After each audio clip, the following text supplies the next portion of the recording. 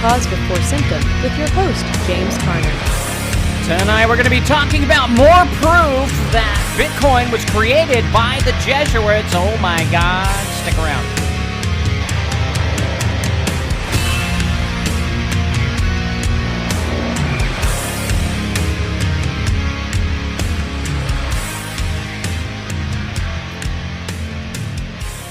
Welcome to Cause Before Symptom. I'm your host, James Carner. Today is September 19th, 2024. Tonight's episode, we're going to be talking about author, literally, Boyd Anderson, with an interesting book that I downloaded and read. And he basically talks about, and he was a pro hockey player, and somehow got involved in the Illuminati and saw some things that he shouldn't have seen. And now, well, he put out a book about it, and it's going to be quite interesting. So we're going to dive into that tonight, which is basically more proof that Bitcoin was created by the Jesuits. Now, I have been on TikTok ever since I got suspended. I created an account called El Jaime Carnero, which is the James Carner in Spanish. I thought it was a joke. It was funny, but I was having a heck of a time getting any more than 150 followers until I just put up some information that Bitcoin and XRP are going to be the precursor of taking down the US dollar, and they are going to be the next CBDC. And I got a flood of subscribers. In fact, now I'm over 1,000 and I can go live there anytime I want. However, I really don't feel like it, honestly. TikTok, you were making money off of me, and I don't appreciate how you set your rules, because in all honesty, all of the stuff that I get is stuff I find on the internet, and if it hurts your community, well, you can just fuck off. That's my opinion on that. As far as you being a company and supporting people who are trying to find the truth, because the freedom of speech is all we have left, and it's almost going away if we don't speak our minds, and that's what this show is all about. It's about speaking my mind, crap that goes on in my head, and every single night I just spit it out in front of you guys. Now, is it right? Probably not. Am I onto something? Maybe. But does it really matter? Does it really matter if whatever I say doesn't follow the opinion of others? Does it really matter if I say something that's offensive, that it's going to change the world? Or did it just hurt a collective group of people? And will it matter in the long run? Basically, that's why I believe the freedom of speech. The First Amendment, the one amendment that they first came up with when all the Founding Fathers sat down, they're like, well, we need the first one to be, the biggie, right? The biggie. And the biggie just so happens to be, you can speak your mind, and to hell with those who are offended. But we know that it's not really the people, the ones that get offended. It's not their fault. They're being used by the Jesuits in order to, create their new world order. And tonight I have even more proof that a new world order has been set up, and they're right on track. In fact, Trump is a part of all that, and I know that just gets under people's skin. Believe me, when I hear people, and I don't like Trump, I think he's part of the Jesuits, but when I hear people, bash Trump, it feels like they're putting bamboo under my fingertips, because I was that brainwashed to where I was getting triggered. And so I decided a year and a half ago that I'm off the Trump train, and I am done with the divide and conquer strategy of the campaign of Trump and how he gets us to hate the left. I think that's absolutely horrific. We shouldn't be hating any political party. They have opinions. They're allowed to speak their mind. But the big wigs, the people with the money, the ones who have an agenda, they're the ones that are dividing us. And I just chose and decided that it would be a better thing to love my neighbor than to hate them for who they vote for. And that's it. And it's not that whoever they vote for is going to matter anyway. Oh, going to get that fly. Son of a bitch. Almost got him too. It doesn't matter who you vote for because the elite, the Jesuits, the Khazarians, the Illuminati, whatever you want to call them, they always have both sides taken care of, and it doesn't matter who wins because they will continue to control them.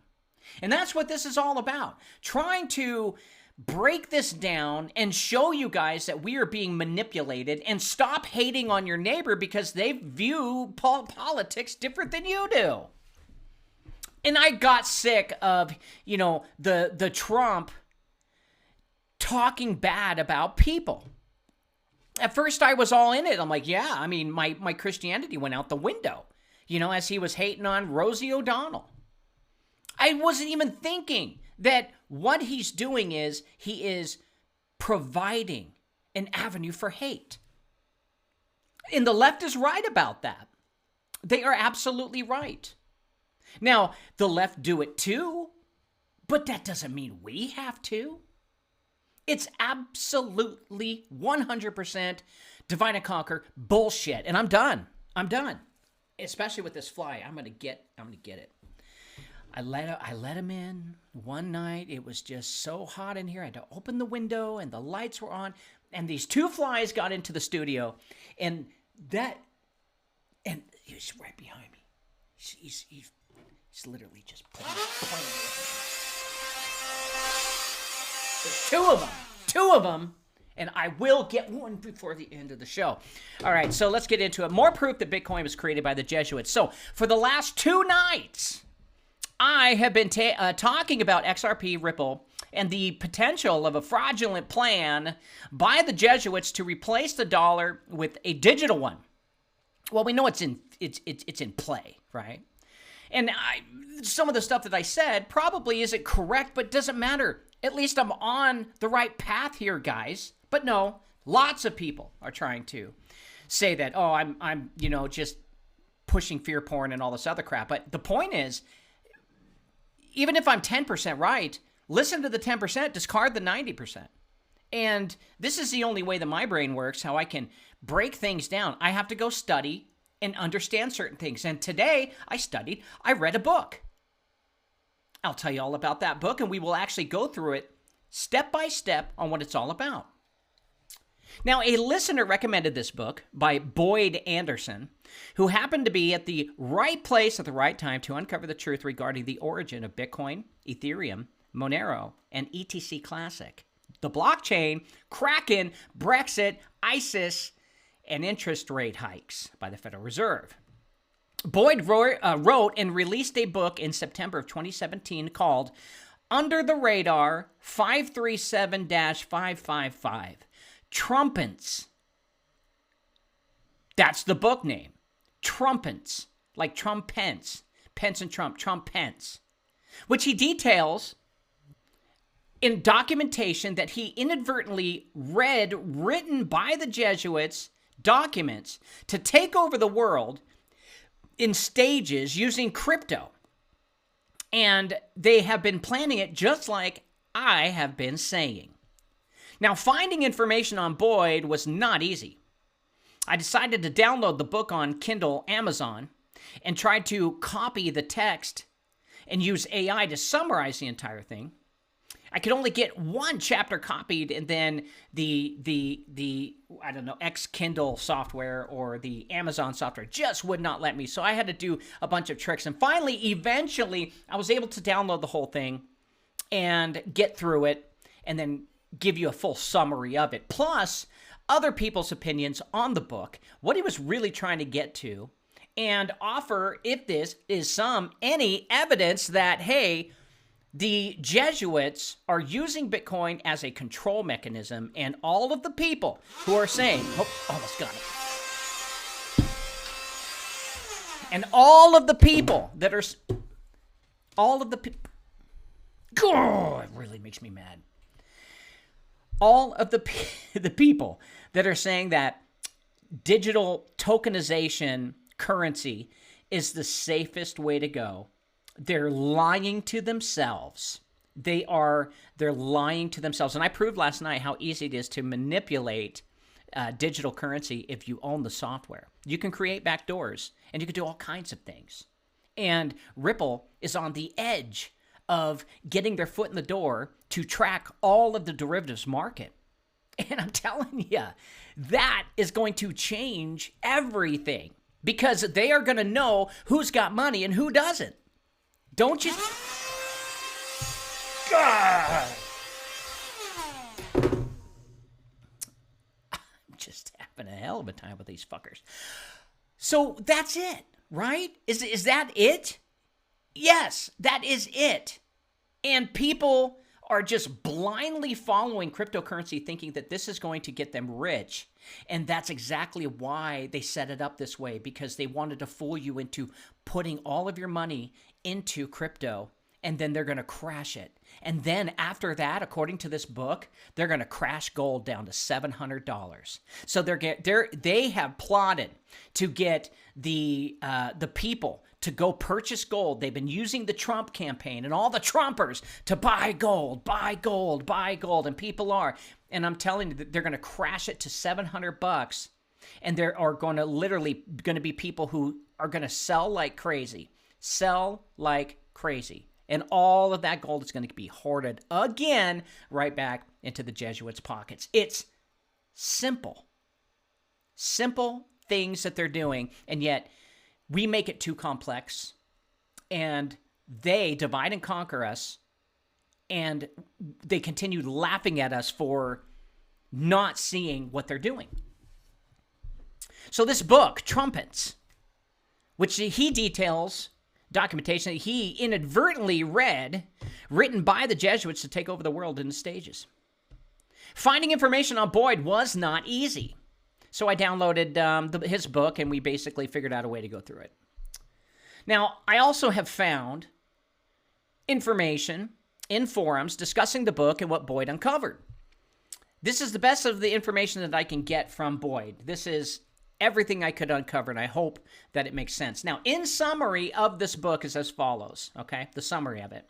With one record-smashing night in his exploding hockey career, Boyd Anderson went from the best line in junior hockey to an international playoff team of champions from Zug and Switzerland. After creating a huge sale to Saudi Arabia, Boyd moves from Toronto to Budapest, then to Dubai, and unknowingly finds himself at the top of the food chain. It is in Dubai in 2007 where he meets Thomas, who introduces him into a world of deception and unimaginable power-wielding elite, hyper-competitive deal makers, and hungry profiteers who trade entire lives just as easily as they swapped arena tickets and team contracts behind the scenes of business, governments, and politicians you've heard of. But when CNN announced Malaysian Airlines flight MH370 has disappeared on a March morning in 2014, Boyd immediately blurted out, "I know who did this." Horrified, he became an investigator, using his highly toned instincts and perception along with his memory. Backed up with facts, he saw all the pieces coming together, realizing that hundreds of lives were lost just for collateral damage and 55,500 tons of gold in a heist. Even worse, using ancient numerology and researching, the main players introduced to him from a nearly forgotten contact who had described a plan for just how Bitcoin, political turmoil in Europe and the Middle East, and even the world's economy would play out, drastically changing the world as we know it in just a few years. After spending 3 investigative long years of researching, Boyd discovered 3 abandoned Boeing Jumbo 747s left on the tarmac in Kuala Lumpur's airport. He finally figured things out. Unable to escape the feeling that all of the signs were in place for a scandal that's bigger than Watergate, now everyone needs to know the truth regarding the origin of Bitcoin, Ethereum, Monero, and ETC Classic, the blockchain, releasing the Kraken, Brexit, ISIS, interest rate hikes, and the biggest gold heist assassination in the history of the world. So that is a precursor to reading the book. That is the cut and paste of the Amazon Kindle details about reading the book, and that caught my interest as well, and I figured out a way to get the book downloaded and interpreted. Here is a review of the book on one of the online forums. In Under the Radar 537-555, Boyd Anderson explores many conspiracy theories. On March 8th, 2014, while watching the news about the disappearance of the Malaysian Airlines flight MH370, Boyd thinks back to 2008, when an acquaintance, Thomas Lilly, handed him pages of the New World Order 7-year plan. The plan contained information about Bitcoin, Ethereum, Brexit, the 2016 USA election, and more. Thomas also mentions his involvement with a Malaysian Airlines pilot. Boyd initially thought it was a scam, but as he watched the news, he realized that Thomas was serious. As the rest of the plan unfolded, Boyd began carrying out a research plan on all of the people involved, how they executed their plan, and what they stood to gain by executing the plan. Wow. Again, I cut and pasted this from some dude.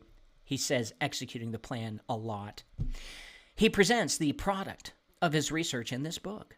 The author starts by giving us one of many definitions of the word trumpence, a portmanteau of the United States of America's president and vice president names, Trump and Pence. Put them together, trumpence. The return on investment of a con, bribe, theft, or fraud job. This set the tone for what to expect from the book. The author uses a clear, unambiguous language, and he maintains terms that may be strange to readers. This helped easily follow what he was saying throughout the book. The unbelievability of this book was one of the first things that was concerning before reading, as most books like this tend to make outrageous claims with little or no supporting evidence. However, Boyd includes a lot of references to back up any claims he has made. He also included pictures that he took with some of the people involved and some emails that were sent to him from the Illuminati. The author's inclusion of himself into some of the stories also convinced many to take him more seriously.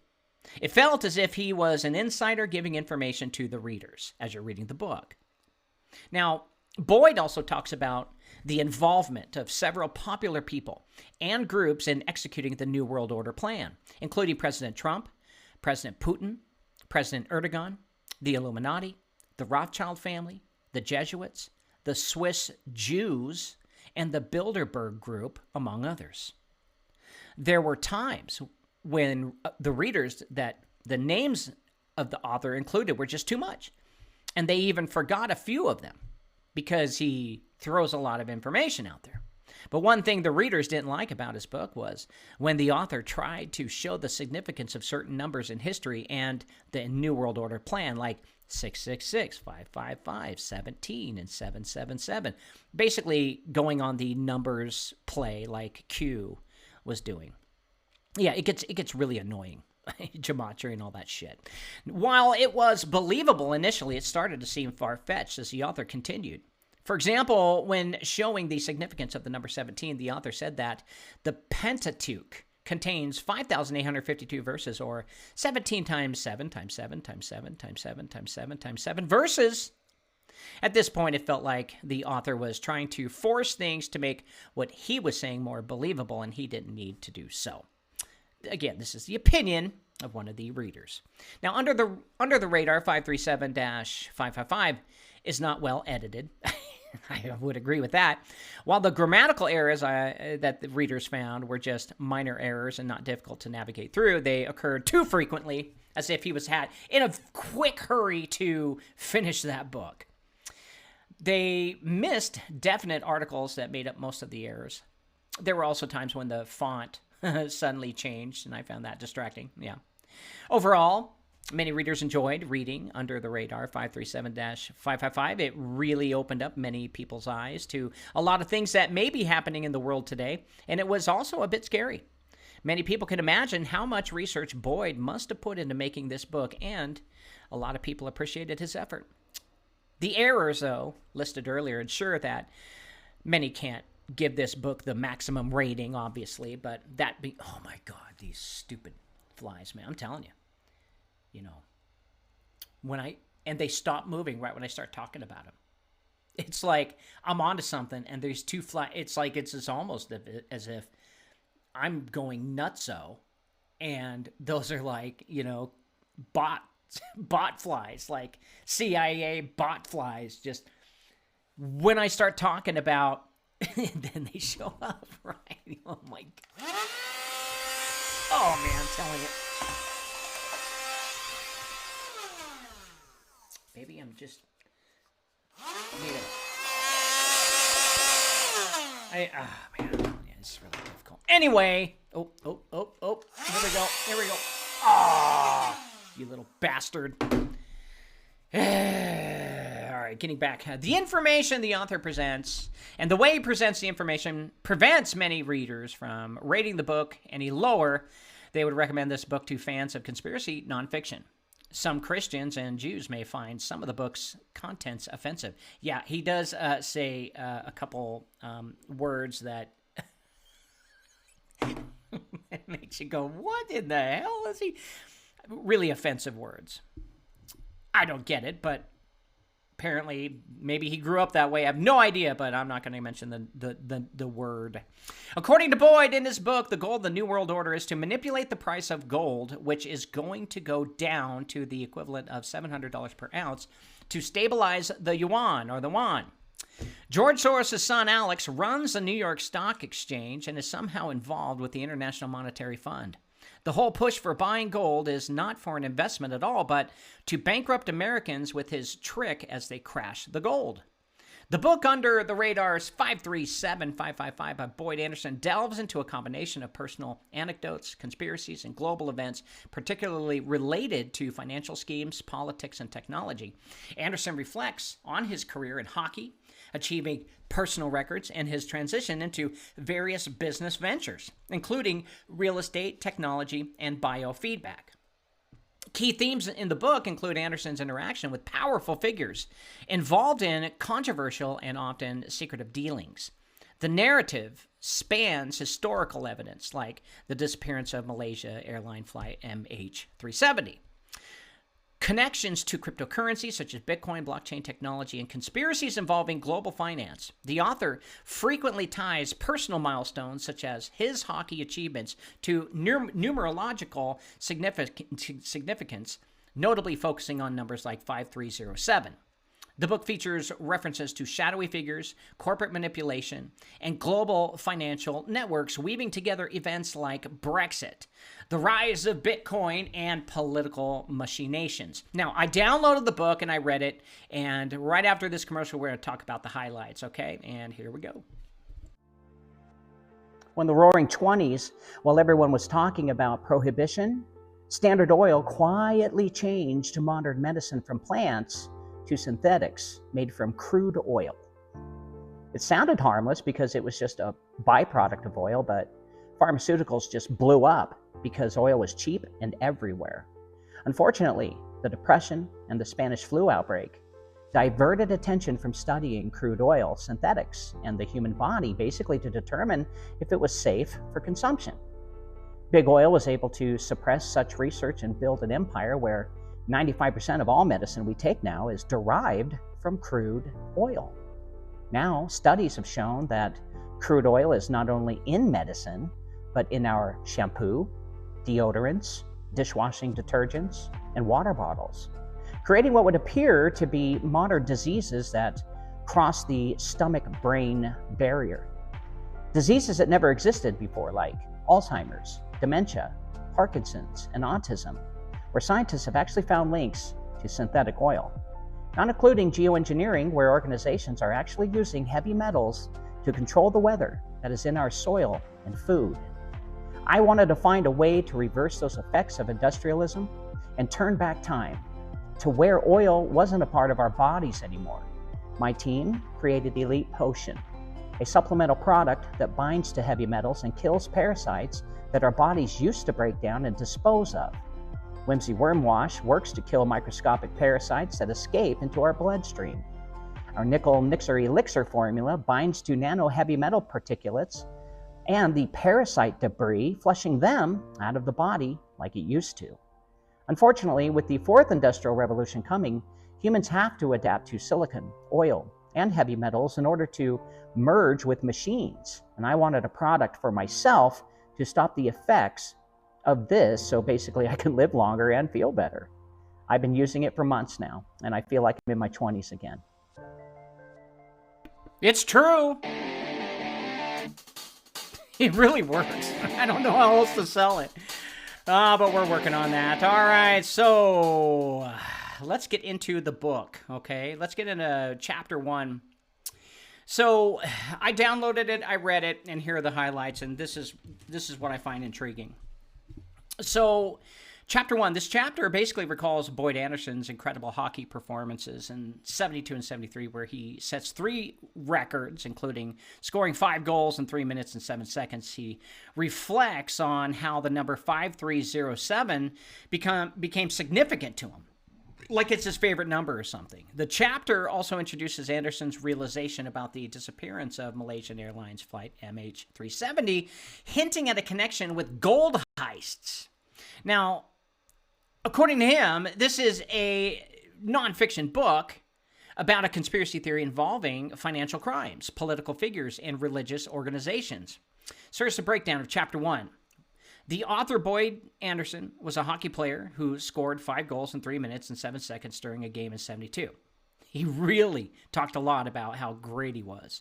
He considers the number 5307, the combination of the numbers, to be his lucky number, 5307, which is a long number considering many people just use 2. Years later, in 2014, he came across news articles about the disappearance of Malaysia Airlines flight MH370, and him believing a conspiracy was involved, he contacted an old friend, Thomas Lilly, whom he suspected of being behind the plane's disappearance. Thomas Lilly revealed to Boyd Anderson that he was involved with the heist of Bitcoin from the missing plane and other cryptocurrency crimes. Thomas Lilly offered Boyd Anderson a cut of the money, but Boyd refused. Thomas Lilly later died from a stroke. So that was chapter 1. Chapter 2, 5307, a death-defying effort, a life-defining number. The chapter dives into Anderson's belief in numerology and coincidences, recounting family history and trying his personal and family experiences into historical events. It emphasizes his father's war stories, the family's Icelandic heritage, and his own life's journey. And boy, when you're getting through the couple chapters, it's just like, it's like, get to the point. He talks about his family history, how they moved to Canada with his father serving in World War II. His mother taught in a one-room schoolhouse in the wilderness. He talked about his hockey beginnings, learning to skate at a young age and quickly becoming a talented hockey player. He played on multiple teams and gained the nickname Herbie the Love Bug.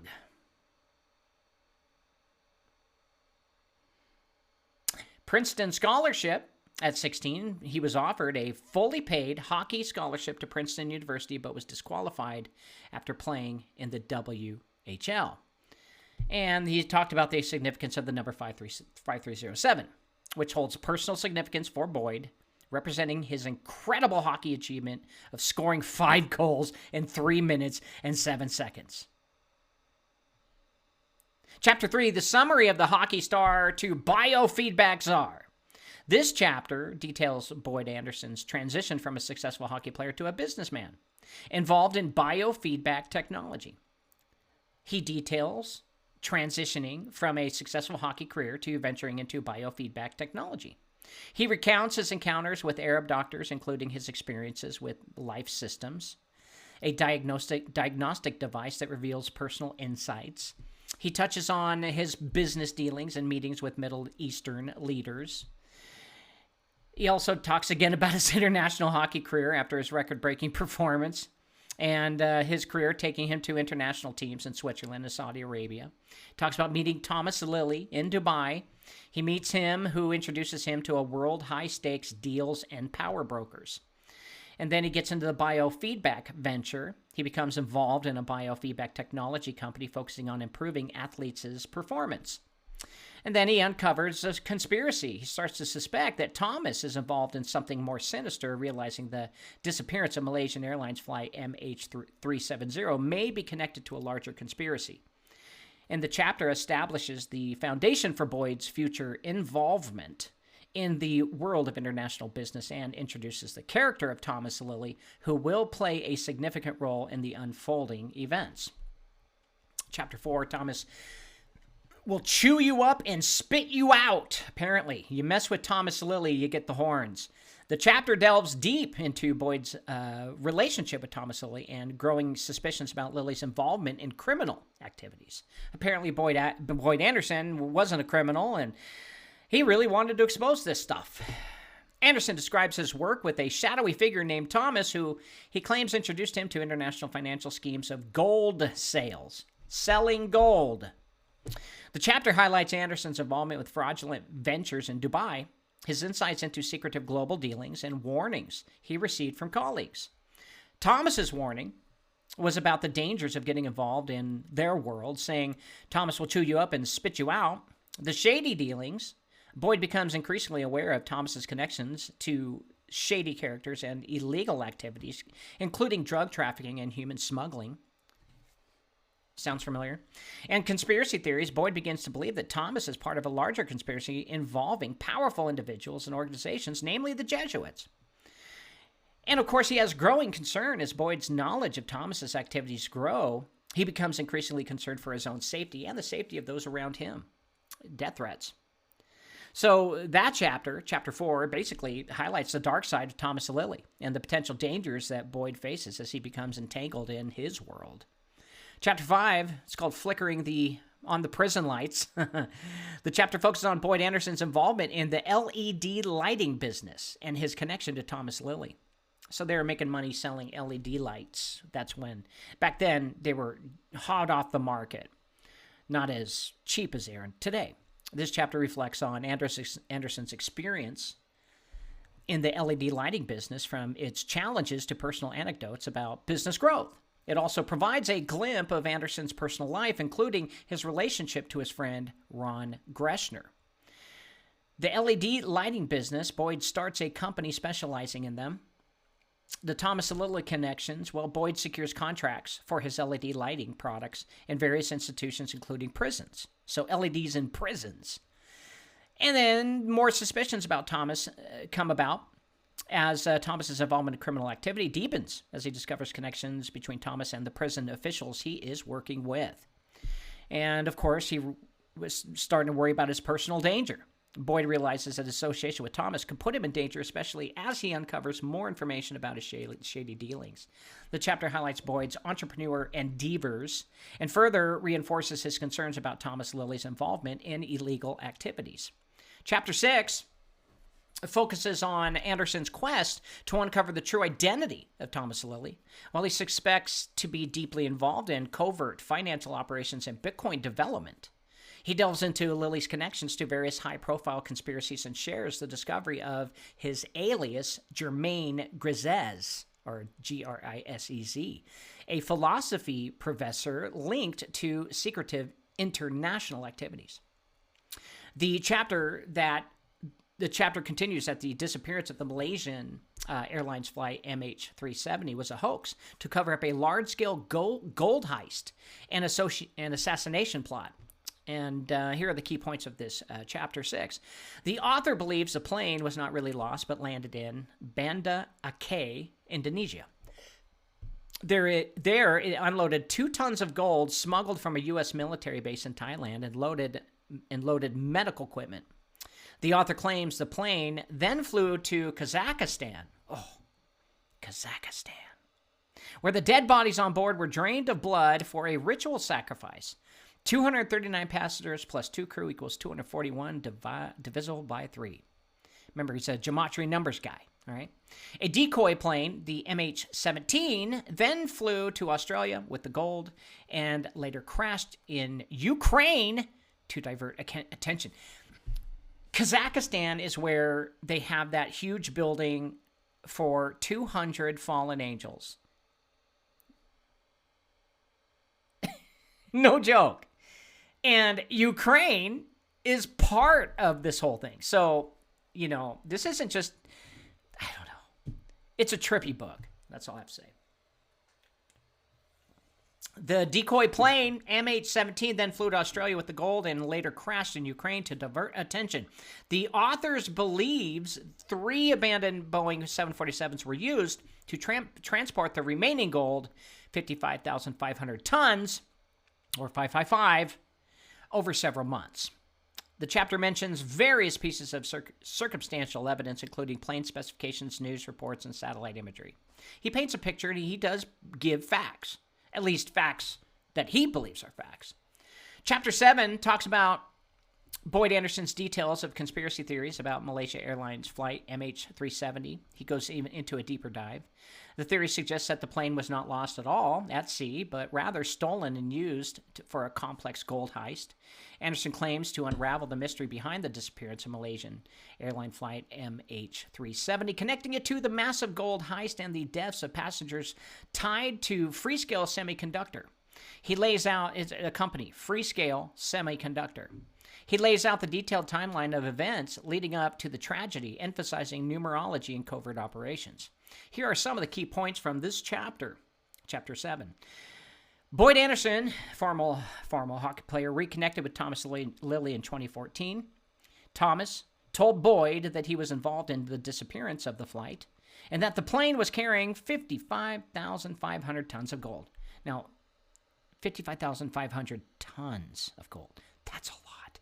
The theory suggests that the flight was flown to Kazakhstan and then returned to Malaysia disguised as another plane, MH17, which was deliberately shot down over Ukraine to divert attention from the gold heist. The author believes that the numbers 75 and 537 are significant in this event, okay? Yeah, so he's getting a little bit crazy on the numbers.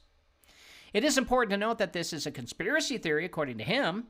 Well, according to him, he thinks it's real, but according to mainstream media and academia, it's just a conspiracy theory. And there is no evidence to support any of his claims. The official investigation into the flight concluded the plane crashed in the Indian Ocean. Well, maybe. We don't know. That's just like saying, I don't have flies. 2 of them that are just bugging the crap out of me. Chapter 8. Now that we have the gold, we need to sell it. The aftermath, the Malaysian flight conspiracy, is explored here with Anderson recounting his last conversation with Lilly, who cryptically states that they now have the gold and need to sell it. Anderson ties this to the creation of BitGold and gold money platforms for managing the gold under Sharia law. Sharia law is coming. This chapter of the book by Boyd Anderson details his belief that the gold stolen in the alleged Malaysian flight heist was sold in 2016 and 2017. The author believes Thomas used BitGold, Gold Money, a company following Sharia law, to sell the gold.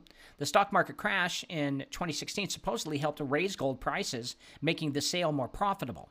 The author connects various events like John Baird joining Barrick Gold and the attempted coup in Turkey to his conspiracy. He mentions Donald Trump's connection to Hussein Sajwani, the alleged gold buyer, as further proof. What in the hell is going on here? I'm telling you. I think I got one. Did I get one? Oh, my God. If I could just get one. Man, and dude, and they're just sitting there like playing with their... There's 2 flies, not just one. If it was one, it wouldn't bother me.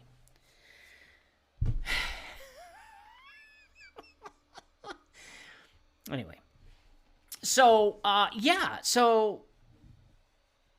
he mentions Donald Trump's connection to Hussein Sajwani, alleged gold buyer. So Trump's involved in this. And the chapter concludes with the growth of Bitcoin's value, hinting on its role in the story. Chapter 9, the dominoes start to fall. This chapter discusses the long-term repercussions of the Flight Malaysia incident, emphasizing the mysterious deaths of high-ranking individuals from Freescale Semiconductor, the company, whom Anderson believes were involved in developing radar-evading cloaking technology. He connects this to the control of Bitcoin and the involvement of powerful figures like the Rothschilds. Ooh. Well, thanks, Robert, but I don't have a Venus flytrap on me right now, so... He also talks about the discussions of radar-evading cloaking technology and the influence of the Rothschilds. So that's interesting. So Rothschilds, Kazakhstan, Ukraine. Yeah, the Jesuits are involved. Chapter 10 talks about the tale of the numbers. This is where he starts to go mad. He continues his fascination with numerology, detailing the significance of various numbers and historical events in his personal life. He links the numbers 5, 555, and 17 to his hockey achievements and global occurrences, saying that God told him to write this book, further exploring how these numbers appear in the unfolding of world events. So he gets into exploration of numerology and its importance of his life. He ties it to historical events and personal achievements, continues to emphasize that these numbers reflect global happenings. Chapter 11 talks about what do the Vikings do and what did the Roman Empire do and the CIA and CERN, what do they all have in common? This chapter explores Anderson's belief in deep secret connections between ancient history, secret organizations like the CIA, and modern institutions such as CERN, which I believe is all connected. Anderson suggests that CERN is a physics laboratory, hides a secret entrance to an underwater CIA headquarters. He ties these institutions to historical events, claiming that they have been shaping world affairs in secret for centuries. Yeah, I agree. He claims of secret connections between ancient civilizations like the Anunnaki and the CIA and CERN. Conspiracies about CERN hiding a secret CIA headquarters. Well, that would make sense because CERN is located right in Geneva, Switzerland, and it is right where the throne of Satan is written about in the Bible, where it's located. So, almost got him. So close. So, yeah. Whatever's underneath there with their secret meetings and stuff, yeah, it's. I don't think it's the CIA. Because that's just, America's Central Intelligence Agency. I believe the Mossad has more control over the world than the CIA, but that's just me. Talks about the hiding the CIA headquarters and the connection between historical events and modern global affairs. Chapter 12, the Russians come in and they start making deals and getting involved in Middle East atrocities and Bitcoin today. Anderson examines the modern geopolitical landscape, focusing on Russia's actions and its ties to Middle Eastern conflicts. He also dives into Bitcoin's rise as a financial tool, connecting its development to cryptic international deals involving shadowy figures like Thomas Lilly and claims of cryptocurrency manipulation.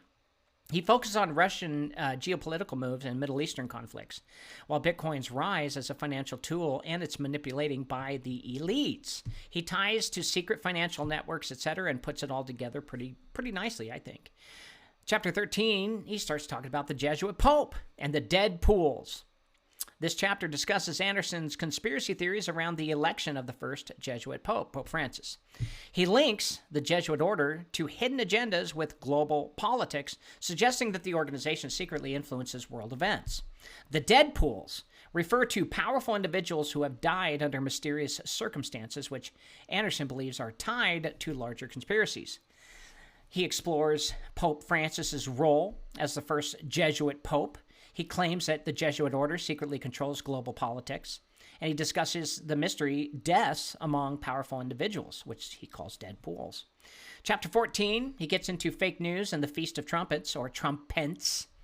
Here, Anderson discusses his concept of trumpets, the intersection of Trump and Pence as symbols of fraudulent politics. He claims that the rise of fake news and manipulated media is part of a grander conspiracy orchestrated by the global elites.